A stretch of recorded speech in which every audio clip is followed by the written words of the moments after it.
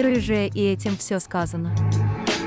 Значит, что-то, где-то, как-то в некоем Токио все грустно, тревожно, обидно и очень досадно. Потому что на город, представляете, напала некая народная инопланетная живность, зовется ангелом, никаким оружием не контрится, законам физики не подчиняется, короче говоря, имбаланс. К счастью, как раз в то же время сюда же приехал главный горемычный среди всех, которых вы знали горемычных, Икари Синдзи. С отцом он 3 года не виделся, а тут бим и получил пригласительное письмо. А тут бом, и рядом уже какие-то самолеты летят, а тут бум, и ангел из горы выходит, и наконец бам! Машина с Кацураги Мисато за рулем подъехала. Времени на объяснение нет, нужно как можно скорее садиться и ехать. Спойлер, далеко не уедут, потому что тут как тут правительство уже готовит мощнейший фатальный удар по серьезному противнику. Так что нужно укрыться в машине, переждать момент, залатать скотчем аппарат, свинтить с других колес аккумуляторы и ехать в штаб-квартиру секретной организации Нерв, в которой как раз и работают вообще все, в том числе и Корригенда. И вот тут кому-то могло показаться, что сама организация не нужна, и силы обороны могут справиться своими силами, но нет, придется все-таки расчехлять какую-то модную Еву. Жаль, как где-то на Фуюцуки верно отметил, пилота не хватает. То есть, простите, он как раз едет, читает инструкции, осматривается по сторонам, удивляется чудному подземному городу, одним словом, радуется. Другим словом, зря. Пока ГГ по сторонам смотрел, карту, инструкции читал, Мисато уже успела несколько раз заблудиться, потеряться и, видимо, уехать вообще не в ту сторону. Но ничего, проблемы подождут, потому что нужно еще познакомиться с очередной рабочей единицей партии. Зовут Акаги Рицука, по профессии глава научного отделения. По факту, подруга и вечная спасительница Кацураги. Все, знакомство окончено, на прочие беседы времени нет, пора лезть в робота. Ладно, извините, простите, у Синдзи, оказывается, есть выбор, отец его ни к чему не принуждает, но коли сын исполнять долги по спасению человечества не хочет, придется ему базу покинуть, а остальным придется прикатить кушетку с Рей, которая в целом еще дышит, а значит и с управлением как-то досправиться. Ну или снова вру, потому что штаб Нерва ангел уже нашел и, соответственно, провел пару прямых ударов по площади. Да так, что все вокруг сыпется, падает, летит, и тут все могло сразу закончиться, но представляете, Ева 01 лично спасла Икаря от свалившейся балки. Как и почему, это спойлер, об этом позже. А пока нужно смотреть еле живую Аянами, понять, принять и осознать надобность стать сильным, мощным, решительным и да, согласиться залезть в Еву. Благо, все это время ангел тупо ждал, дополнительных ударов не производит, а потому времени и денег на подготовку капсулы, стыкование, залив LCL жидкости и прочие анимированные фрагменты хватило. А осталось только прямиком на лифте отправиться на поверхность. Из важного, вначале я пропустил незамеченную или замеченную Синдзи сущность в виде призрака Рейчки, а в конце не сказал, что Генда хитро и ехидно улыбнулся в ответ на замечание деда о том, что Ева это последняя надежда человечества. Ну, типа поняли, нет? Икари старший что-то скрывает. Что до пилотирования и самой битвы, так горемычный, кто бы мог подумать, реально смог управлять Евой. Еще и первые шаги сделал, да, молодец, правда, спустя пару движений упал, но это так мелочи. Куда важнее то, что на сей раз ангел времени тратить ждать не стал, бедного лежачего схватил и прямо начал рвать, делить, умножать, вычитать и так далее по списку. А что было дальше, совсем другая история, которую проснувшийся в палате Икари не помнит, не знает, зато я, да, и остальные тем более, но все опять и снова позже. А пока вот Мисато с Рицука обсуждают тотальное деление, а вот уже Генда слушает хотелки инвесторов, и тут же буквально на старте оказывается, что за всеми этими модными дорогими роботизированными игрушками кроется нечто большее, именуемое проектом по комплементации человечества. И все, в остальном ничего категорически важного. Ну разве что Синдзи уже выписали, а бедный несчастный Рей лежать лечиться еще недели 3.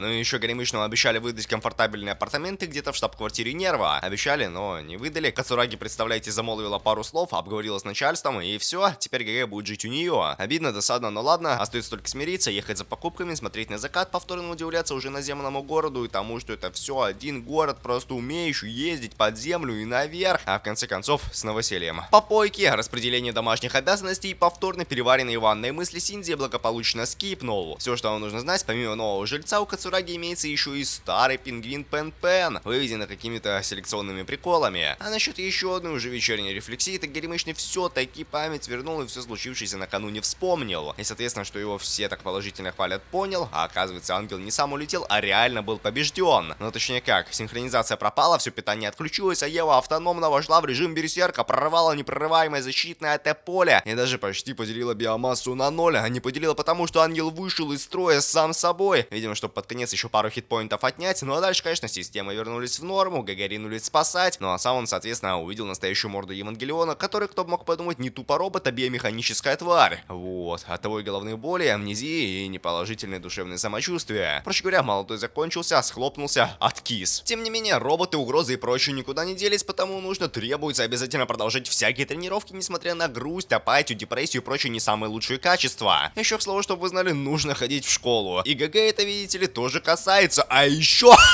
дикобразы касаются друг друга, тем самым создавая так называемую дилемму дикобразов. Они типа поняли, хотят согреться, но из-за иголок наоборот делают друг другу больно. Ну типа прям как Синдзи, который тоже весь такой замкнутый, необщительный, ни с кем до сих пор не подружился. Ну, по крайней мере, так Рицука сказала, а она типа этот, как это называется, ученый. Во. Так что, видимо, виднее, да. Возвращаясь к учебе, деда на учителя уже никто не слушает, а зря. Он, между прочим, рассказывал про какой-то апокалипсис, катастрофу, случившуюся 15 лет назад и пришествие первого ангела. Зато вместо лекций сообщение за сообщением, ответ за ответом, и вот уже все узнали, что новый студент пилотирует ту самую модную машину, о которой все слышали, но ни разу не видели. А некоторые бы этого, очень хотели. Благо мы такой возможностью не обделены. Для этого даже не придется учиться на пилота. Можно прямо сейчас сорвать большой куш в свежем обновлении Crossout, который, между прочим, тоже апокалиптический, тоже экшен, так еще и ММО, где можно собрать боевую единицу из десятков, сотен тысяч деталей. Впрочем, не обязательно единицу, можно и 2, и 3, и так далее, насколько у вас фантазии хватит машин. Реактивные бензопильные танки, корабли с миниганами, невидимая артиллерия, и вот со всем этим добром можно взять да отправиться прямиком в бой. Конечно, без тактического планирования не обойтись, поэтому придется заблаговременно решить, какими мемами схемами стоит снабдить свой транспорт. Взрывоопасные копья, плазменные пушки, дроны, мины и прочий, казалось бы, металлолом. Тем не менее, в умелых руках способны вычислять других игроков, умножать огромных боссов, делить рейды и вычитать целые кланы в соответствующих боях. Короче говоря, в Crossout всегда есть чем заняться. Так что самое время стать во главе постапокалиптического мира, завоевав уважение среди фракций и получив доступ к новым технологиям, с которыми, сами знаете, можно создать еще более эффективного монстра. Скачивайте игру Crossout бесплатно и получайте полезные бонусы по ссылке в описании. Тем временем уроки закончились, можно и пару ударов по лицу получить. Если что, все по факту, все по делу. Потому что Синдзи было дело так неумело сражался, что по несчастливой неслучайности сестра Тодзи попала в больницу. Но Кенсуке, что перед этим фактом ГГ поставил, а сам, получается, тупо смотрел на потасовку. Возможно, даже снимал, но это мы, как обычно, не узнаем, потому что вы не представляете. Опять еще раз снова поворот на много градусов и срочный вызов в штаб-квартиру. На сей раз беда пришла спустя всего 3 недели, уже третий ангел. Как понимаете, рейд тех самых 20 дней на регенерацию не хватило, потому в бой идет один Синдзи. Ну и там все снова не по планам, контакты прерываются, остается только внутреннее, между прочим, не бесконечное питание. И, видимо, ничего кроме отступления не остается. Ладно, простите, вру, отступление откладывается, потому что пока все сидели все спокойно, эвакуированы и ждали завершения резни, Кенсуке с Тодзи как-то чудесным образом нашли открытый выход и оказались прямо в центре гущи событий. А ведь бедолаги хотели всего-то снять пару скетчей. Но, еще раз извините, ладно, волноваться не стоит, все будут целы, живы и здоровы. Потому что так и быть, по разрешению допущению Мисата, молодых можно в капсулу Кикари запустить. А дальше нужно отступать. То есть, я еще раз, конечно, дико извиняюсь, очередной сюжетный поворот. Никуда ничто не нужно, угорим, и что на самом-то деле есть сила, возможности, способности на финальный фатальный рывок, после которого, наконец, да, все, математика закончилась, все живы, здоровы, счастливы, пятиглазый так вообще вне себя от радости, потому что столько материала набрал, столько материала. Ну а Тодзи как раз наоборот вкатился в некое уныние, потому что ГГ уже 3 дня в школу не ходит, а все-таки тогда все для спасения сделал, а значит вот те оскорбительные речи, реплики, слова, удары были по делу, но не по делу, но зря, но в общем вы поняли, дилемма дикообразов.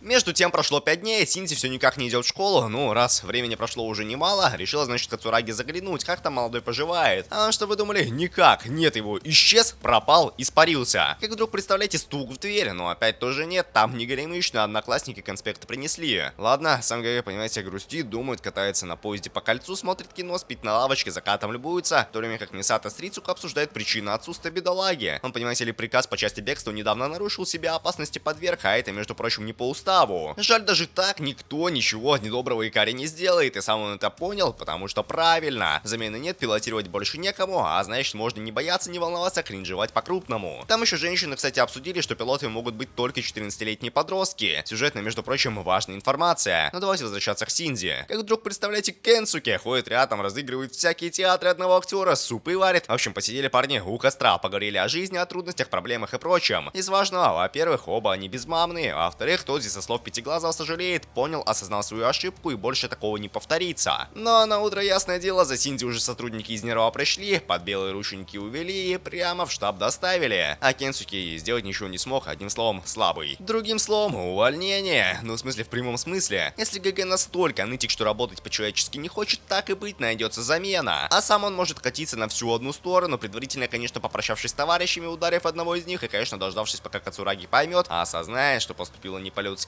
и что вообще нельзя так, и что молодому нужна настоящая опека. Ну и все, дальше только уехавший поезд, внезапные встречи, приветствия, лайки, дизлайки и прочие гадости. Флэшбэк! Было дело, когда Горемычный еще не приехал в Нерве.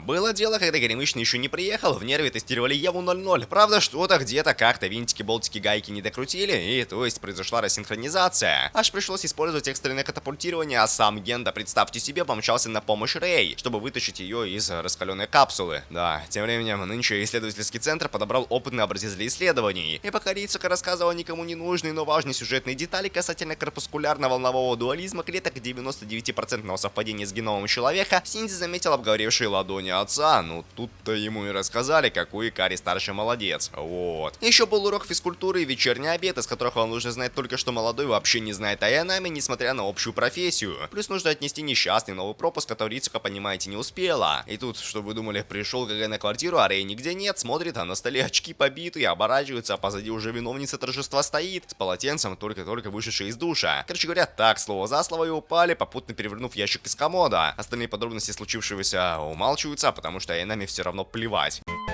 Что с ней?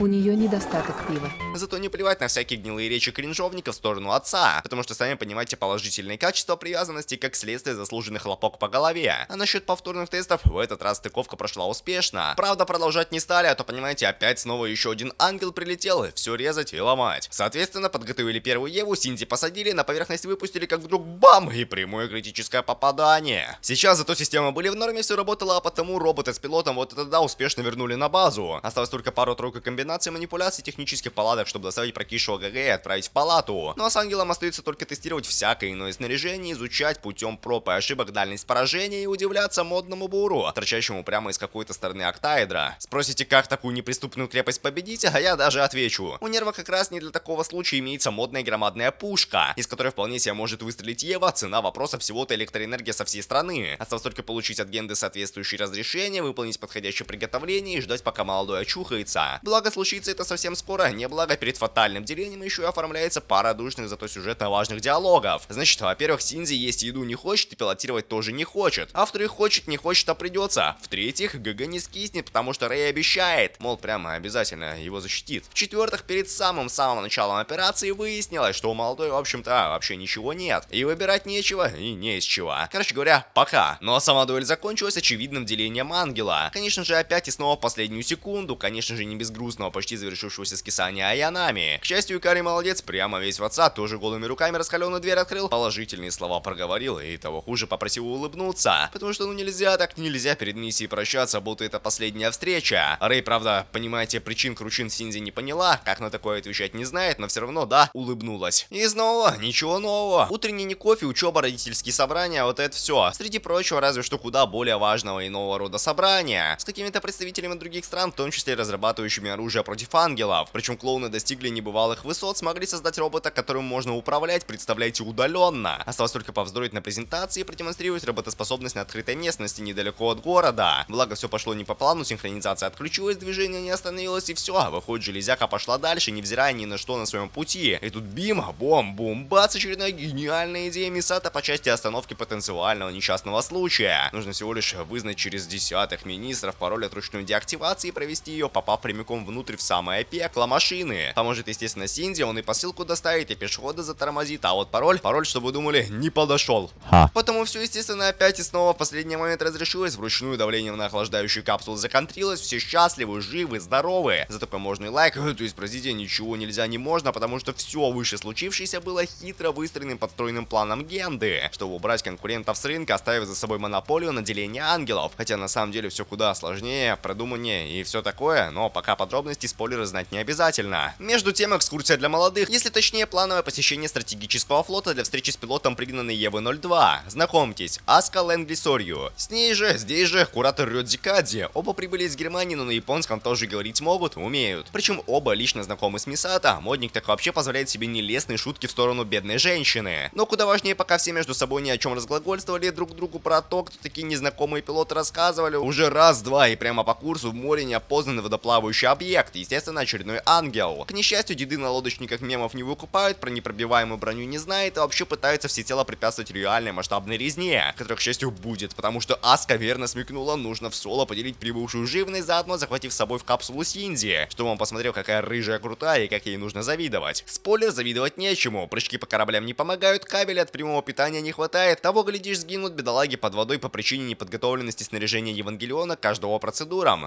То есть, простите, извините, опять вру. Тут ведь, понимаете, все наоборот играет только на руку. Теперь можно рыбу на живца поймать, пару крейсеров скормить и, соответственно, ими ядро внутри ангела поделить. Пока все это будет подготавливаться, осуществляться, Кадзи аккурат полетит по делам со срочной курьерской доставкой. Но остальные, что там говорить, все решилось, все сошлось и в конце концов сбылось. Причем, представляете, в самую что ни на есть последнюю секунду Лэнглис и Карри вместе за руль схватились, небывалых масштабов процентов синхронизации добились и таки успели открыть пасть для обеда. Опять повезло, снова поздравим. Причиной всему, если кому-то не плевать, была та самая важная доставка ценного груза, из-за которого ангелы настиг бедолаг. Чемоданчики, видите ли, Адам, которого всякие твари пытаются достигнуть. А насчет Аски, так она теперь так же, как остальные, учится в школе. Помянем. Хотя сочувствие нужно скорее остальным ученикам, потому что самая модная красавица на деревне-то, конечно, вниманием не обделена, но то и дело выказывает из себя не пойми что. Позы всякие смешные, мемы, рожи, схемы, проще говоря, представляет себя героем какого-то аниме. Что до аниме и развития сюжета, так вот Джон, уже появившийся следующий ангел. Информации по объекту, как обычно, нет, но почему-то решено отправить сразу двух пилотов. Как вдруг представляете, одного делительного действия от Лэнгли не хватило, и тварь поделилась надвое. Но потом поделила горемычных. Правда, представляете, повезло, где-то как-то в последний момент на близнецов успели сбросить снаряд, отняв пару десятков процентов прочности. Теперь, пока противник будет регенерировать, нужно в очередной раз выполнить все приготовления. Если конкретно, достигнуть полной синхронизации обоих пилотов. Ведь, понимаете, так удивительно вышло, что обоих гнилых нужно сразить одновременно, иначе ничего не выйдет. Информация непроверенная, но точно достоверная. В остальном дел по мелочи. Куча бумажной работы, поцелуй с Кадзи вне работы и, естественно, совместное проживание и сосуществование бедолаг. Из грустного Аска обиделась на Рэй, потому что у последней с первого раза получилось двигаться в унисон с Синди. Из веселого ночь перед боем, второго поцелуя за арку ждать не стоит, и Карри пришлось перелечь, а то Сорью начала несколько бредить во сне, что-то про прошлое, про мать, честно говоря, не знаю, как это понимать. А зато знаю, что эта математика завершится не аккурат перед критическим моментом, а прямо в назначенное время. Ну, то есть, уже не почти в последнюю секунду, а буквально в последнюю. Поздравим! Поздравляю! Пляжный эпизод, на который ребята поедут всем классом, потому Аске срочно нужен новый купальник. К счастью, пригодиться он не должен. Едут все, кроме пилотов Евангелионов. Сами понимаете, время нестабильное, мало ли когда и где объявится следующий ангел. На что, к слову, у Рыжей возник резонный вопрос, мол, почему организация тупо ждет, а сама противников не ищет. На что, впрочем, резонный ответ: школьники будут учить уроки и ждать приказов.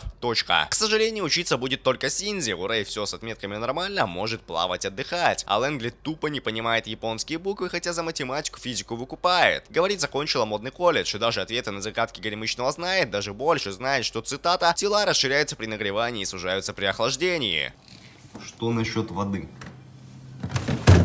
Между тем, исследователи все же нашли следующего невылупившегося ангела где-то в магматическом разломе. Операция уже одобрена Гендой и прочими чинушами. Будет, значит, попытка захватить живность живьем. В противном же случае в область тупо сбросит делительный снаряд, наплевав на молодых евангелионов. Так что срочный сбор, выбор самого продвинутого пилота, получение обмундирования, надувание и отправка прямо туда, на самую глубокую глубину с кипящими камнями. И вот поначалу все даже шло на удивление положительно, несмотря на спуск глубже нормы, потерю ножика и пару отвалившихся трубок, но потом, чтобы вы думали, не думали, 0-секундное рождение ангела со всеми вытекающими последствиями, потому уже беда, проблема, план поворачивается на 360 градусов. Нужно запасной нож от Икари словить, по твари активно бить и, самое главное, воспользоваться феноменальными познаниями метафизики, запустив охлаждающую жидкость прямо гадине в пасть и, соответственно, разорвав тушу изнутри благодаря появившемуся избыточному давлению. Да. Но в конце, так и быть, можно начать тонуть из-за погоревшего троса, чтобы Синди в последний момент прибыл на помощь. Молодец, боец, герой гордой школы. Из неважного заслуженный выходной, несмотря на никуда не девшуюся опасность Горемычным все же выдали. Только вместо пляжного эпизода случились горячие источники и разговорный флешбэк про события 15-летней давности, вследствие которых у Мисато шрам и остался. Далее по плану следующий неположительный день. Там, представляете, вообще все так неудачно совпало. И Еву 00 тестировали, и Синди звал отца на родительское собрание в школу, и Кацураги с Рёджо в лифте ехали, и вот все по итогу остановилось, тупо из-за того, что повсюду отключилось электричество. Но кроме как в соответствии с аварийным планом направляться в штаб ничего не остается. Поэтому троица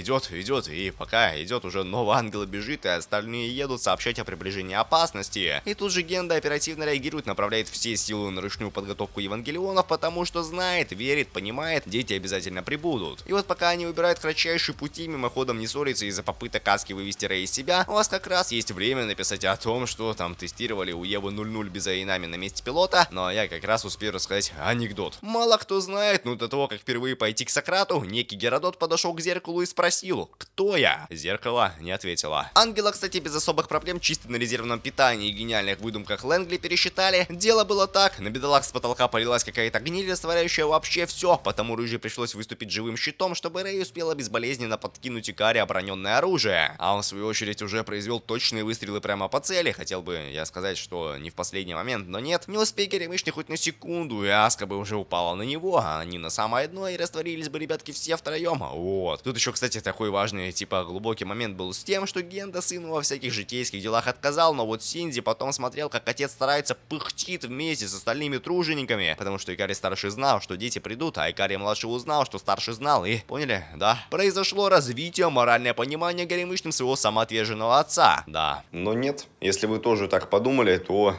Да, вы ошиблись, потому что ГГ и дальше будет обижаться на своего батю. Из флешбеков. Второй удар 15 лет назад, спасенные Кацураги, а вот это все. Из нового звания майора и повышения должностных полномочий. По такому поводу можно и праздник устроить, и временное командование получить, потому что Генда с Фуюцуки уехали куда-то на юг. Но не отдыхать, а чтобы забрать какую-то продолговатую штучку. Значит, правильно, самое время появиться следующему ангелу. В этот раз Гнили висит прямо на орбите и сбрасывает посылки, каждый раз обучаясь и корректируя траекторию полета. Понятное дело, для того, чтобы потом лично пикировать прямо в пол. Контрить подобное крайне сложно, но возможно примерно с 1000 долей процента вероятности, если поставить под удар евангелионов и благодаря плотному сближению выполнить деление. В конце всех ожидает еще один праздничный ужин, потому можно и даже нужно постараться. А еще можно оформить короткий сюжетный важный разговорный флешбэк. Значит, тогда вот те 15 лет назад Мисато выжила исключительно благодаря отцу, который пожертвовал собой ради ее спасения, а она по глупости еще до катастрофы злилась на родителя за то, что он с головой ушел в исследование. Ну типа поняли, нет, ситуация прямо как у Синзи, разве что с парой незначительных отличий. В частности, после успешного планового деления твари Горемычный удостоился личной похвалы от Генды. А вот тут-то молодой и понял, зачем он пилотирует робота. Не для того, чтобы его похвалили за успешно пройденные тесты, которые я скипнул, а ради выданных бате очков социального рейтинга. Тем временем, что вы думали? Очередные тесты, в этот раз осуждаемые. Поэтому, как понимаете, тотальный скип. Все, что вам нужно знать, проверка связи была по части проекта, который когда-то разработал еще Матрицука. Но там мемы и схемы так и остались недоделанными. Потому сейчас, прямо как обычно, в самые неподходящие моменты появился новый ангел, модный электронный, представляющий собой группу активно развивающихся самовоспроизводимых микропроцессоров. Ну и все, эта стая за пару минут захватила почти все управление системой, тупо взломав коды безопасности на банальном подборе паролей. Пришлось даже в какие-то глубины недра суперкомпьютера отправляться, в мозг кабелями внедряться и новым методом обработки данных управляться. Чтобы вы знали, ангельскую хакерскую атаку предотвратить удалось, причем, представьте, повезло в самую последнюю нулевую секунду. Но если говорить о важном, из этой арки стало известно, что евангелионы построены по тому же принципу, что и центральный суперкомпьютер, то есть за основу взято копирование человека, и получается система штаба буквально перенесет на личность матери Рицука с, между прочим, 3 конфликтующими составляющими: женской, материнской и ученой. В чем мем и чем кардинально отличаются взаимосвязанные между собой женственность и мамность, я не знаю, звучит типа умно, типа круто и все, но если у вас вдруг есть догадки, пишите, сами знаете, а лучше пишите ответ на загадку, кто летает выше всех и парит как самолет. Этот кто-то дарит смех, этот кто-то...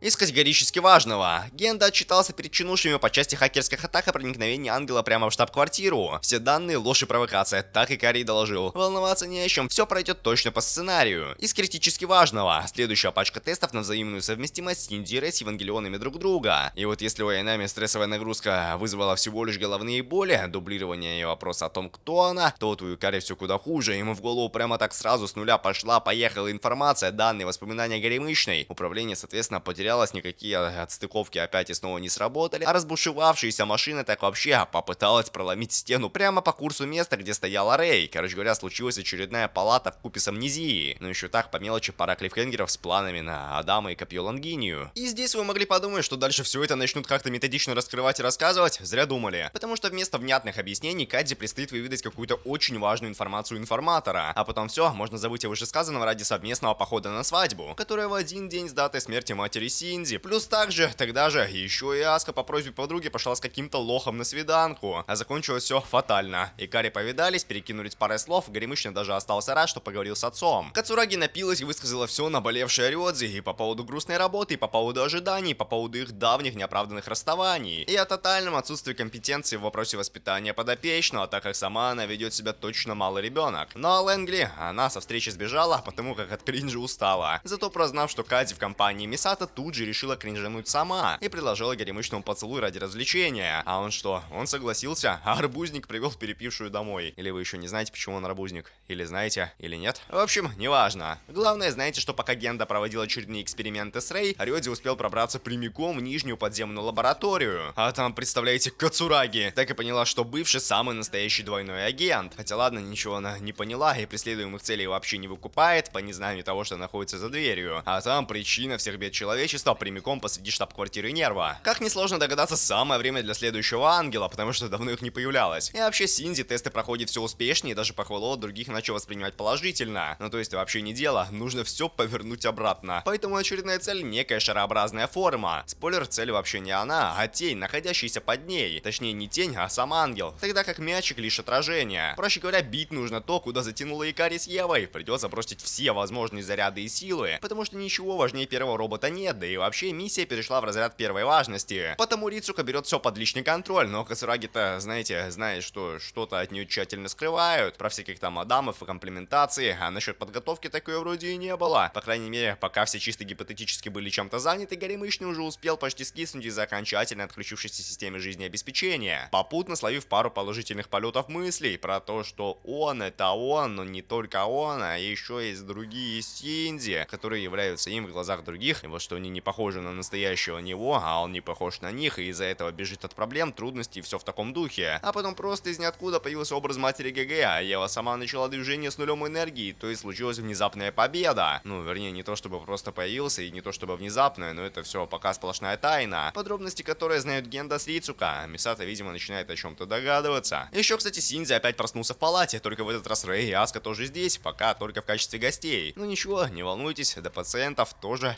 скоро дойдут. Из грустного Мисато допрашивают на предмет несовпадений с отчетами. Кадр один, итог тот же один. Ничего не понятно, не очень интересно, зато события обещают набирать оборот. И вот здесь Тодзи не впервые за долгое время сестру навещает, и Генда бедную Рэй очередными опытами стращает, и в школу последняя не ходит, а значит придется в очередной раз идти к ней в дом, нести конспекты. И больше хуже, где-то на одной из баз произошло тотальное исчезновение четвертого Евангелиона и всех сопутствующих зданий в радиусе 89 километров. Причины доподлинно неизвестны, но во всем точно виновата попытка установки нового модного двигателя. И вот вы спросите, а где же третья Ева, и почему речь идет про четвертую, а я вам даже скажу. Третий робот скоро прибудет из Штатов, а значит как раз нужно подготовить все необходимые нюансы. Для начала потребуется капсула с прототипом псевдопилота, куда помещена копия личности Рэй. Ну и тут тоже, понимаете, не все так просто. Ева-то синхронизируется, а вот по части исполнения приказов встают большие серьезные вопросы, на которые, впрочем, плевать. Главное, как Генда сказал, чтобы хотя бы двигалась. Ну а если говорить прям совсем конкретно, то четвертого пилота все же нужно будет подготовить к прибытию груза, намеченного на неделю позже. На том все, а Янами пока может пойти поесть, а вы тоже поешьте, приятного аппетита. А то вон Синзи с Аской не повезло, их завтраки остались дома, зато Тодзи, да. Ну то есть поняли, не поняли, да, нет, да в смысле бедолага и есть тот самый подходящий четвертый пилот. Между тем Горемычные наконец дошли до свалки, правда Рэй в комнате не оказалась, и значит можно бесплатно прибраться. Чтобы она пришла, удивилась, покраснела и даже сказала спасибо. Это, если не поняли, развитие безэмоциональной Горемычной, которая никогда никого ранее не благодарила. Среди прочего, вроде как важного обсуждения Генды и Фуюцки планов по дальнейшим мемам и схемам, идущим разрез с предсказаниями неких свитков некого Мертвого моря. Плюс полученные Мисато секретные подсказки о том, что Нерв сам владеет всем и вся, а никаких вышестоящих институтов вовсе не существует. Даже имеется подсказка, куда копать. 707. Что как-то там связано со школой Синзи, если знаете, не пишите. А Кази с Икари пока прогуляется до плодовитых грядок с арбузами, теперь получается знаете, почему арбузник. Поздравляю. Вы тоже заодно поздравьте Тодзи Тодзи, ведь он теперь знает о своей новой задаче по пилотированию Евы. Плюс здесь мог быть еще душный диалог горемычного с Пятиглазом по поводу мечты желаний последнего залезть в робота, но я все, как понимаете, скипнул. Просто знаете, что про инцидент с Евой 04 ГГ теперь тоже знает. Все. Не, извините, еще забыл сказать про грустного, поникшего, киснущего Тодзи, которого как-то там пыталась подбодрить староста на Хикари, но никуда кроме френдзоны ничего не продвинулось. Из еще одного важного. Аска тоже узнала, кто есть четвертое пилотное дитя. На этом с душной инфой все. Продолжается сюжет. Что, поверили? Да. Конечно, опять вру. Далее по плану еще ряд духоты. Во-первых, Кацураги так и не решилась рассказать Синди о найденном новом пилоте. Во-вторых, Кенсуки хочет стать хотя бы запасным водителем. В-третьих, сам Тодзи, похоже, ничего никому рассказать не расскажет. В-четвертых, Аска пришла в школу злая, сердитая, нервная, сами понимаете от чего. В-пятых, Горемычный наконец заметил, что товарищ как-то себя странно ведет. В-шестых, Рэй тоже в курсе всего-всего. В-седьмых, Хикари рассказала Лэнгли о своих влюбленностях. В-восьмых, Сорью наврала Икари, что не знает о том, кто же тот самый новый коллега. В-девятых, Рёдзи с Синди побеседовали перед сном, узнав, что ГГ ничего не знает и не понимает, хоть и думает, что что-то понимает. Наконец, боже господи, в-десятых, пробный запуск Евы 03, который, что вы думали, чем закончился? Появлением нового ангела, находящегося то ли внутри машины, то ли внутри Тодзи. Так или иначе, факт остается фактом, случился большой бум. Благо, всю троицу горемычных оперативно успели телепортировать из школы прямо в Евангелионов, а операцией будет руководить лично Генда. Ну, с Кацураги и Рицука связи, как сами понимаете, нет, зато Синди до сих пор ничего не понимает и даже не знает, кто находится внутри цели. Аска так уж неположительно вышла, рассказать не успела, а Рэй — это вообще не ее дело. Ее задача сейчас корчится от боли из-за экстренно отключенной руки без разрыва нервных синхроимпульсов. Соответственно, задача по делению осталась на ГГ. А он сидит себе нерешительно, сомневается, боится, думает, понимает, что там внутри прямо точно кто-то сидит, тем более контактная капсула имеется. Поэтому лучше правильно тупо терпеть и скиснуть самому, чем пересчитать кого-то другого. Потому еще лучше верно перевести управление на псевдопилота, несмотря на то, что система не завершена. И тут, представляете, Икари увидел, что пилотом внезапно стала Аянами, и, конечно, резонно ничего не понял. Но уже и не нужно, все и так ломается, рвется, умножается, вычитается и прочие арифметические действия. А капсула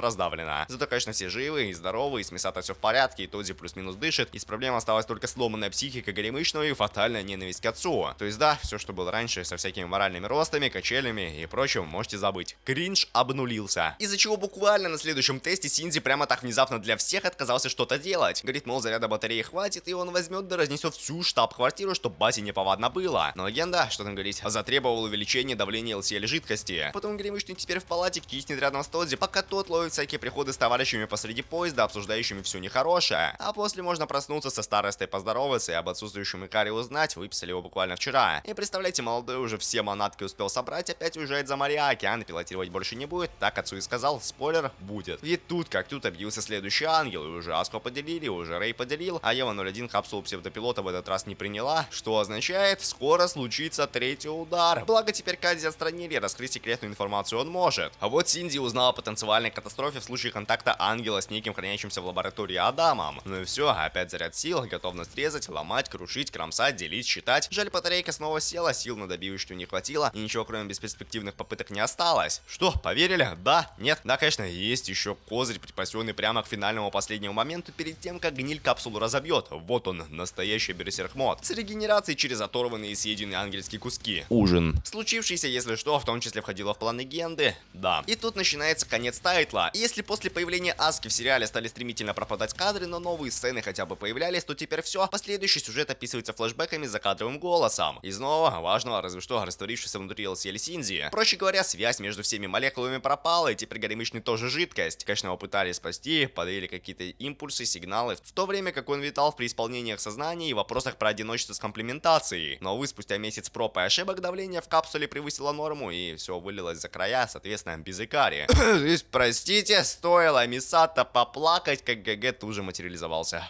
Поздравим! Еще из важного были пояснения по части доспехов Евы, которые не доспехи, а скорее сдерживающая клетка. Были обсуждения чунушами дальнейших несовпадений с имеющимся сценарием комплементации и самодовольностью Генды. И была 21 плюс сцена с Кацураги и Рёдзи, но я вам ее не покажу. Между тем, готовьтесь очередная сюжетная резня, начавшаяся с того, что заместителя командующего кто-то похитил. Кадзи найти тоже не могут, а Мисато по такому подозрительному поводу посадили в камеру. Что до действительности, Фуюцуки допрашивают Чинуши Стиле, хотят прознать, разузнать, что и как делает мутит, выдумывает Генда. Нужен одним словом флешбэк. Очень нужно максимально скомканный, поэтому постараюсь объяснить вам коротко. Значит, начинается все с того, что будущий дед работал в каком-то исследовательском центре, куда пришла трудиться Икари Юи. А еще Фуюцики был знаком с Гендой Рукубунги. Ну и потом как-то так завертелось, закрутилось, что молодые стали сближаться и вообще вступили в брак. А дед так и понял, заметил, что подопечный явно что-то задумал. Тем более так удачно сложилось, что перед самым вторым ударом за день до инцидента Генда успел уехать с Северного полюса, захватив копии документов по исследованиям. Жаль, Фуюцики опубликовать настоящую правду по части случившегося не успел, потому что его, представляете, завербовали в нерв, показав всю ту самую настоящую правду, над которой, не покладая рук, трудятся молодожены. Конкретно речь про копию найденного Адама, сотворенную человеческими руками, Еву. И вот в один положительный день, когда велась подготовка к запуску машины, куда привели поглазить маленького Синзи, случился случай, по документам несчастные, по факту подстроенный и спланированный, не без вмешательства матери Рицука, в то время еще не работавшей в нерве, а только получавшей от родительницы весточки. Ну, понимаете, учеба, образование, вот это все. Плюс примерно тогда же будущая профессор познакомилась с Мисато и ее любовником Кадзи, и уже только где-то потом после ушла работать туда же по стопам матери. Там же уже новая ребенка появилась, которая Рей, там же Рицука заметила, как мать целуется с Генда. Там же тогда же Акаги-старшая не случайно придушила Рей, высказавшую пару неласковых цитат, пересказанных со слов Генды, но потом женщина и сама того пистолет курок обойма. Что до настоящего, Рёдзи деду помог, и Кацураги отпустили, и она на радостях пошла встречаться с любимым, чтобы тоже оформить пистолет и курок и обойму, а после пойти домой, слушать оставленные ненаглядным голосовые и плакать, хныкать, рыдать, одним словом мерзость, другим словом Синди, который все сопли-вопли из-за стены слушал и думал, что все понимает, зря думал. Тем временем у Аски на фоне пубертатного периода начались детские флешбеки, мешающие синхронизации с Евой. Если коротко, вспоминает, как скисла мать.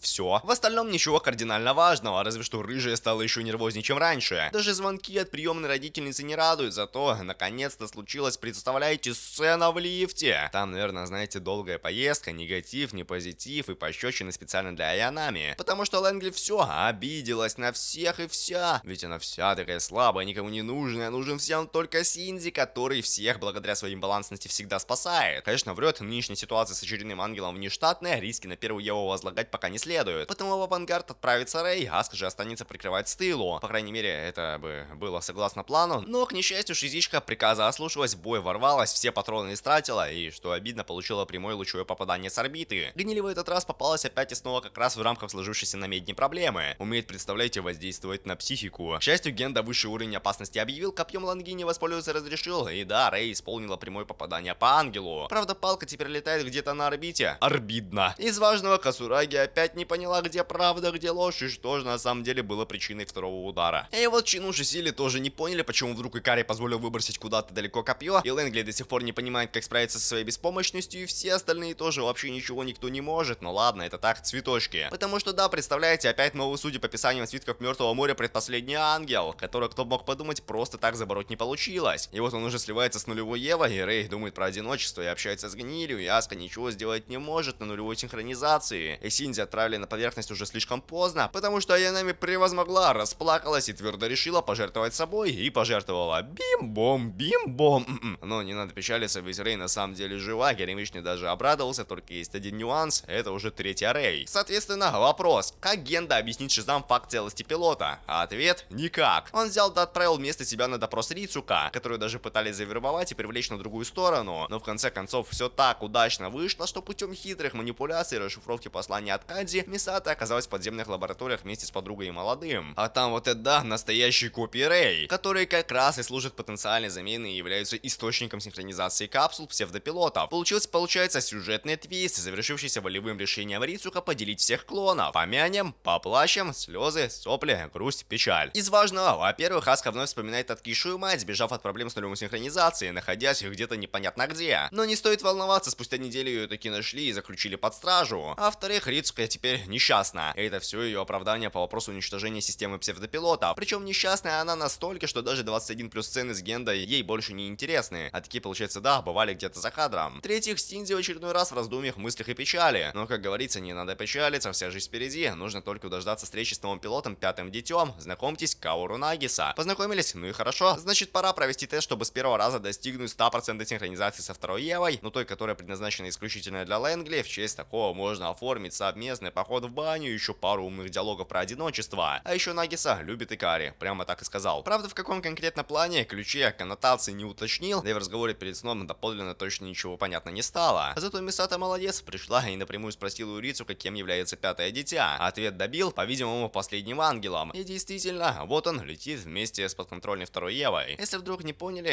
этот мув не что иное, как ответ Силии на произвол Генда. И тут, представляете, в бой врывается Горемычный, говорит, мол, товарищ никакой не товарищ, потому что ранил ранимые чувства ГГ, предал так же, как отец и все остальное в этом духе. В общем, развернулась битва не на жизнь, а на ножах. Но волноваться опять же излишне. У Кацураги, скажу вам по секрету, есть запасной секретный план. Самоликвидация всего комплекса нерва нажатием на одну кнопку. Благо, прибегать к подобному не придется, ведь Синзи сможет превозможет вторую Еву, победит и Каору схватит, а тут, понимаете, и не сопротивлялся. Потому что, несмотря на свою единственную инстинктивную цель воссоединиться с Адамом, ангел решил принести себя в жертву человечеству. Потому что для него так уж вышло, что жизнь и не жизнь разницы не имеют. Но еще на кресте висит не Адам, а Лилит, а еще за происходящим пристально наблюдала Рэй. Что до последствий уже которые несчетный раз душащих мыслительных раздумий ГГ, так я их скипнул, не благодарите. Головные боли Аски и Рэй я тоже, понимаете ли, да, потому что все это вообще не важно. А важно только то, что наступил тот час, которого все ждали. Генда пришел за Янами, и процесс комплементации вот-вот начнется. Так что Шуешник уже и Рицука, и Мисата всех поделил. И получается отправил к изначально первородной идейной форме человечества. Короче говоря, основная мысль, каждый человек помимо своего реального существования имеет также отражение в сознании всех, с кем знаком. И не все эти отражения совпадают с оригиналом, и оттого сам оригинал является неполноценной репликой себя. Поэтому для заполнения всех пустот нужно объединить все в одно большое знание. Один из рабочих вариантов для подобной процедуры — комплементация. Конец. Ладно, вру, еще была, вы, конечно, знаете, счастливая, здоровая, радостная сцена, где Синзи наконец все понял, себя принял и прочие за него рады, поздравляют, я вас тоже, да, поздравляю с тем, что выдержали всю эту духоту, потому что никак иначе описать вышеописанные события нельзя. Весь тайтл обычный ситком, в котором каждая серия почти не зависит от предыдущей и может быть просмотрена отдельно. Потому что такой формат был и остается одним из самых приемлемых для трансляции по ТВ. Ну и каждый бой с каждым ангелом в итоге происходит по одному шаблону, где все разрешается по счастливой случайности в самом конце, когда уже, казалось бы, никакой надежды нет. И все это каждый раз ужимается буквально в одну серию. Даже появление последнего ангела длится всего один эпизод. Но вы, конечно, скажете, что я ничего не понял, а вообще забыл рассказать про то, как Синзи играл на контрабасе, и про то, что все в классе были потенциальными пилотами, и про серийный выпуск Евангелионов, до завершения разработки которого нельзя было жертвовать копьем, и еще про что-нибудь. Хотя, на самом деле, половину битв можно было выбросить, оставив только ключевые события с появлением всех действующих героев. И тогда Евангелион уложился бы серии в 12, и тогда, кстати, на последние эпизоды хватило бы денег. И не было бы никаких фильмов, ребилдов, дебилдов и прочего кринжа. К слову, о фильмах. А где? Как где? На Рутубе. Ссылка в закрепленном комментарии или описании